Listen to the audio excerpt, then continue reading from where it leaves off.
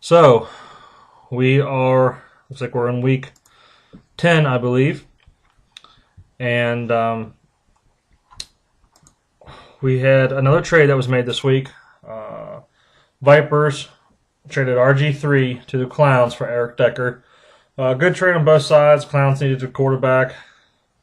Vipers needed a wide receiver, so everything pretty even there. So, recap of last week. Harm beat the Sluts 165 to 141. Sluts scored the third most points and still lost. Money beat the Vipers 134 to 121. Salmonella beat Red Rum Clowns 102.5 to 64. Rollover Like Dead Fish got their first win and beat the Criminals 176.5 to 96.5. 80 points. That was a pounding. And then the controversy this past week. Scranton Bears and Beats at 93 points. Union Raiders at 92. Raiders did not start T.Y. Hilton and somebody else.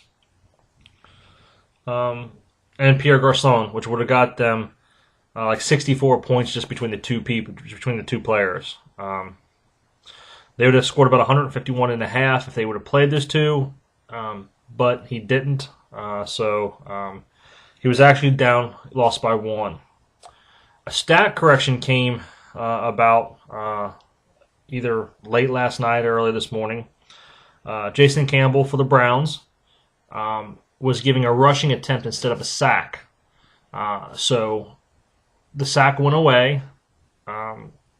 Tony, Scranton Bears and Beats, had Baltimore Ravens defense. So they went from 5 points down to 4 points because that sack went away. Taking a point away from the Ravens defense, taking a point away from his overall score, which tied the game at 92. This has happened before. Again, this is nothing that the commissioner does. Perkins, it is the NFL changing the stat lines, which then ESPN changes their stat lines. Same thing with CBS Sportsline, Yahoo, everybody else changes their stats, and that's what happened.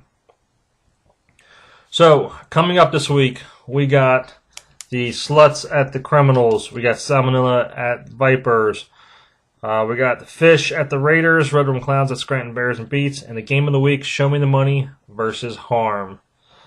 That's what we got in store for this week. Standings right now, we are looking at Leaf Slut and first in the North, followed by the Clowns at 5 and 4.